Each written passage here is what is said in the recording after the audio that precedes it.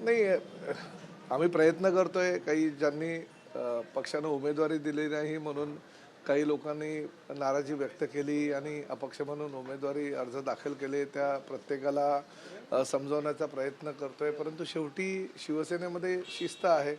शिवसेनेचे पक्षप्रमुख आदरणीय एकनाथ शिंदे साहेबांनी जो निर्णय घेतला तो निर्णय सर्वांना मान्य असायला हवा. शेवटी शिवसेना भाजप ही महायुती ठाण्यामध्ये झालेली आहे. माझ्या मतदारसंघामध्ये जवळजवळ 4 जागा ह्या महायुतीच्या माध्यमातून भारतीय जनता पक्षाला आम्ही सोडले आहे. प्रभाग क्रमांक 1 मध्ये 2 जागा दिल्यात, प्रभाग क्रमांक 5 मध्ये, प्रभाग क्रमांक 7 मध्ये ह्या भारतीय जनता पक्षाच्या वाट्याला त्या जागा गेलेल्या आहेत. आणि ते असं असताना काही ठिकाणी भारतीय जनता पक्षाच्या जे पदाधिकारी आहेत त्यांनी पण बंडखोरी केलेली आहे. आम्ही सुद्धा त्यांना समजावत आहे, भारतीय जनता पक्षाचे नेते सुद्धा त्यांना समजावत आहेत. त्यामुळे थोडंसं कार्यकर्त्यांचा हा अधिकार असतो, कारण शेवटी आम्हाला मंत्री करण्यामध्ये, आम्हाला आमदार करण्यामध्ये, आम्हाला खासदार करण्यामध्ये त्यांचा सिंहाचा वाटा आहे. त्यांना जर त्यांचा अधिकार मिळाला नाही तर ते थोडेसे नाराज होणार, ही वस्तुस्थिती आहे. आणि त्यामुळे वडीलकीच्या नात्यानं आम्ही सगळ्या पदाधिकाऱ्यांना, सगळ्या कार्यकर्त्यांना समजावण्याचा प्रयत्न करतो आणि निश्चितपणे यश त्यामध्ये प्राप्त होईल याची मला खात्री आहे. आज संजय राऊत यांनी सगळे असे आरोप केलेले आहेत की अनेक आरोंच्या गाड्या या एकनाथ शिंदे यांच्या घराच्या बाहेर लावलेल्या आहेत आणि आरो फोन करतायत उमेदवारांना की तुम्ही अर्ज मागे घ्या, नाहीतर मग अर्ज मागे बाद केले जात आहे. अशा प्रकारे बिनविरोध कशा प्रकारे ही निवडणूक होईल यासाठी भाजप आणि शिवसेनेमध्येच चढाओढ लागलेली आहे. बघा, संजय राऊतांना काहीतरी स्वप्न पडत असतात रात्रीची आणि त्या स्वप्नानुसार ते सकाळी काम करत असतात. त्यांना 3 वर्षापूर्वीसुद्धा असं स्वप्न पडलं होतं आणि त्यांना असं कळलं की आपलं सरकार जाणार आहे, दुसरं सरकार येणार नाही. अशा प्रकारचं काही ना काही वेगळं स्वप्न त्यांना पडत असतात आणि ती स्वप्न प्रत्यक्षात खरी उतरत असतात. आताही त्यांना माहिती आहे की ठाणे महानगरपालिकेमध्ये निर्विवाद भारतीय जनता पक्ष आणि शिवसेनेची सत्ता येणार आहे. 100पेक्षा जास्त नगरसेवक, कितीतरी पटीने जास्त नगरसेवक हे महापालिकेमध्ये निवडून येणार आहेत. आणि त्यामुळे काही आपलं चालत नाही, उभाटाला कोणी विचारत नाही. मनसेशी युती करून सुद्धा काही त्यांना योग्य उमेदवार न मिळाल्यामुळे AB फॉर्म ते काही ठिकाणी देऊ शकले नाही. काही ठिकाणी मनसेच्या उमेदवारांनी उभाटाच्या ठिकाणी, उभाटाच्या उमेदवारांनी मनसेच्या ठिकाणी सुद्धा बंडखोरी करून AB फॉर्म देऊन उमेदवारी अर्ज दाखल केलेले आहेत.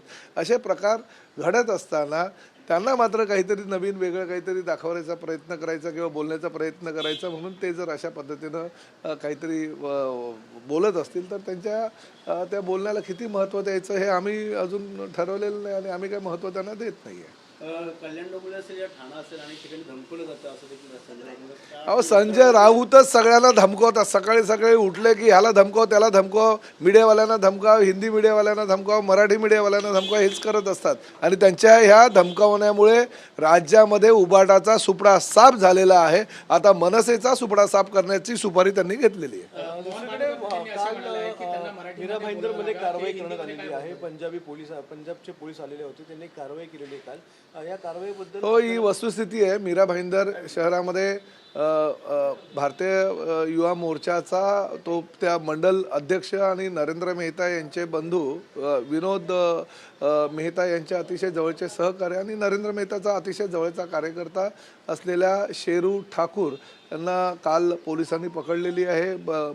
पंजाब पोलीस त्या ठिकाणी आले होते आणि मीरा भाईंदर पोलीस आयुक्तालयानं त्यांना त्यांच्या ताब्यात दिलेलं आहे.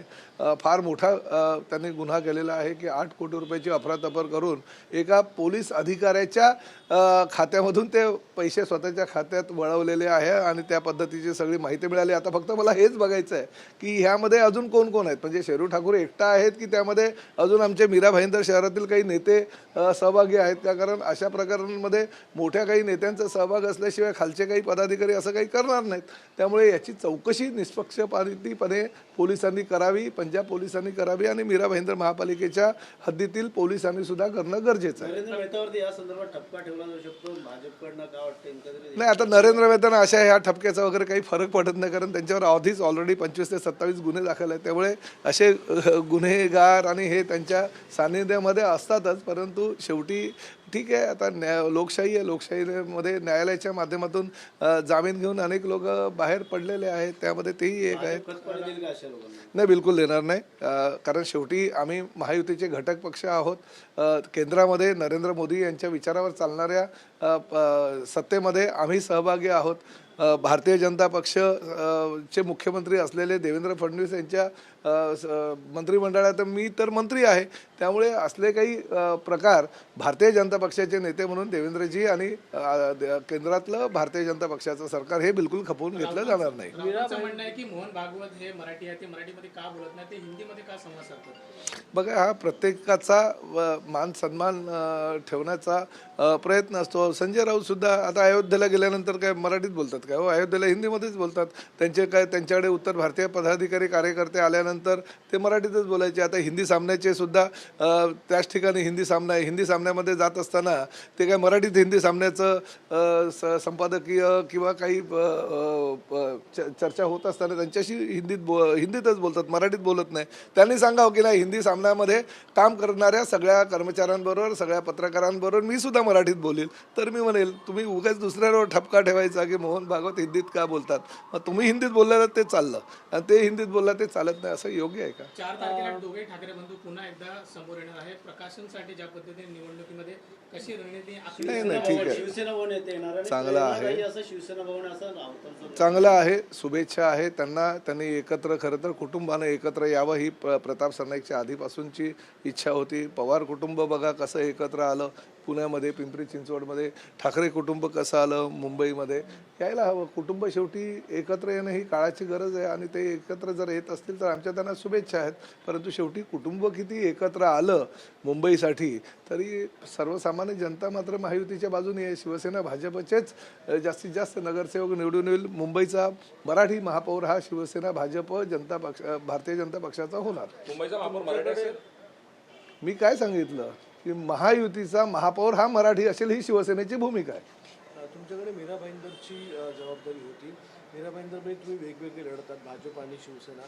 काय तिकडची परिस्थिती आहे? नाही, बघा कसं आहे, ठाण्यामध्ये आपला महापौर बसेल का? ठाण्यामध्ये महायुतीच्या माध्यमातून आम्ही प्रयत्न करतोय. देवेंद्रजीने आम्हाला सांगितलं होतं की ज्या ज्या ठिकाणी युती होईल त्या ठिकाणी बघा. वसई विरारचा मी प्रभारी आहे, वसई विरारला युती झाली. ठाण्याचा मी आमदार आहे, ठाण्याला महायुती झाली. थोड्याशा आमच्या लोकांच्या काही नाराजी असतात, काही भारतीय जनता पक्षाच्या कार्यकर्त्यांच्या नाराजी असतात, पण शेवटी महायुती टेकवायची तर काही काळजावर दगड ठेवून निर्णय घ्यावे लागतात. ते निर्णय आम्ही घेतलेले आहेत.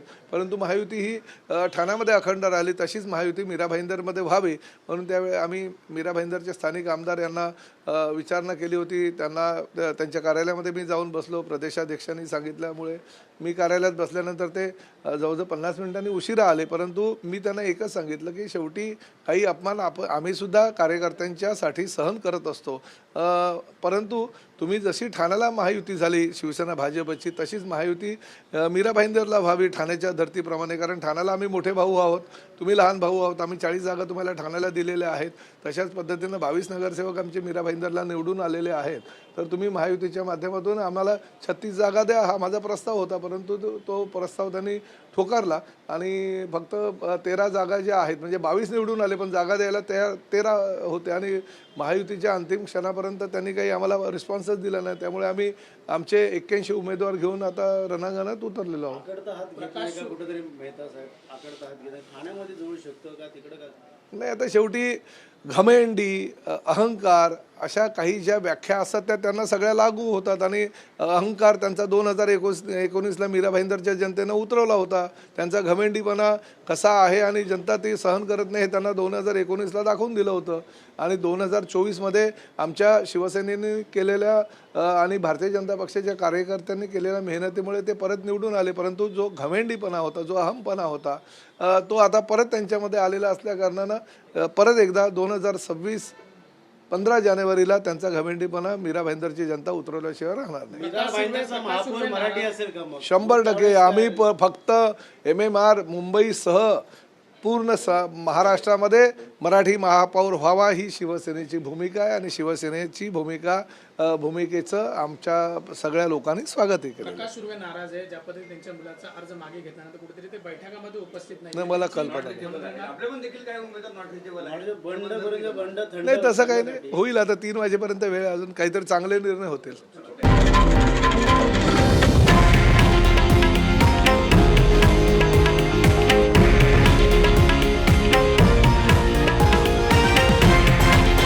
हे आहे देशातील नंबर 1 न्यूज नेटवर्क आणि आपण पाहत आहात TV9 मराठी, एकमेव